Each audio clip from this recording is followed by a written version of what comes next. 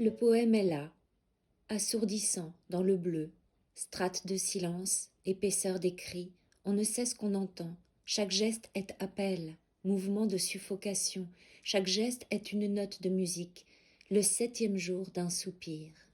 Le livre de Guillaume est publié aux éditions La Lucarne des Écrivains en novembre 2020 grâce à Armel. C'est un livre qui est à l'origine un livre d'artiste dont j'ai peint le travail, et les textes ont été écrits par l'écrivain et poète Michael Gluck. Je travaille des lettres peintes en fait, ce sont des correspondances peintes, ce ne sont pas des petits tableaux, ce ne sont pas des lettres que j'écris, ce sont des lettres que je peins. Voilà. Un matin je n'ai pu, ai cru que je ne pourrais remettre debout le corps, asphyxie, ai pu atteindre un téléphone, demander secours, quelqu'un est venu ouvrir les fenêtres, arrêter le feu, m'emporter. Et en 2015 est arrivé un événement pénible pour moi. Et quelques mois après cet événement, j'ai pris mon téléphone, j'ai appelé Michael, je lui ai dit tu es toujours ok pour ton travail de correspondance avec moi, et je lui ai demandé quelque chose de difficile. Je voudrais faire ces lettres pour cette personne décédée, est-ce que tu veux t'associer au travail de correspondance avec moi? Il m'a dit oui. J'étais très heureuse.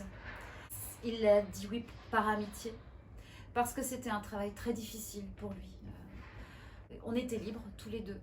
Mais il a écrit son texte après que je lui ai envoyé par courrier d'ailleurs les lettres qui sont donc dans ce livre, il y en a 4. Et il a écrit ce qui lui venait. Voilà. Particules de pastel dans nos lignes de vie, poussière, poussière sous la langue, cendre dans la bouche, cendre des questions dans la bouche, cendre des réponses dans la bouche, peindre ou écrire, nous le faisons depuis ce nœud en nous. Peindre ou écrire avec ce silence en nous, autour de nous. C'est entre la peinture et la correspondance, il y a l'idée d'une intimité. Je pense que les peintres qui peignent sont aussi dans une correspondance.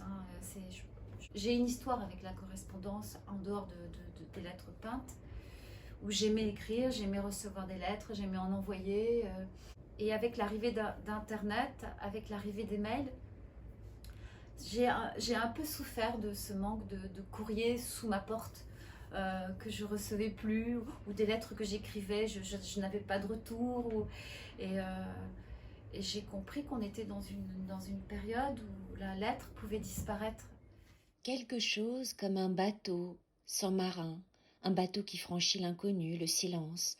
Le voile est page partition, note noire et blanche sur ciel blessé. Un bateau traverse une mer blessée, que se lève l'éventail qu'il pousse, les vies embarquées. Donc ce travail, il est sur papier de soie. Ce sont des lettres qui sont froissées. Le papier est froissé parce que dans l'histoire de la correspondance, que ce soit la mienne ou que ce soit d'intimes que j'ai rencontrés, ou de films que j'ai pu voir aussi, j'ai souvenir de ces lettres qu'on écrit, et souvent on la froisse, on la jette, on la met à la poubelle, et on la redéplie pour la relire, et j'aime ce geste, j'aime cette idée de je le fais ou je le fais pas. Il y avait le désir d'être dans une lumière, tout en sachant qu'il y avait aussi de l'obscurité dans cette écriture intime, et l'écriture intime de Michael. J'y ai mis de la lumière et de la nuit. Qui sait la destination? Les mots boués, lancés vers l'autre, ces lettres pissenlits qui font une phrase légère devant les lèvres. Qui sait ce que destination peut dire? Quelle poignée de main est tendue vers l'autre? Qui sait que les mots souvent sont une invite?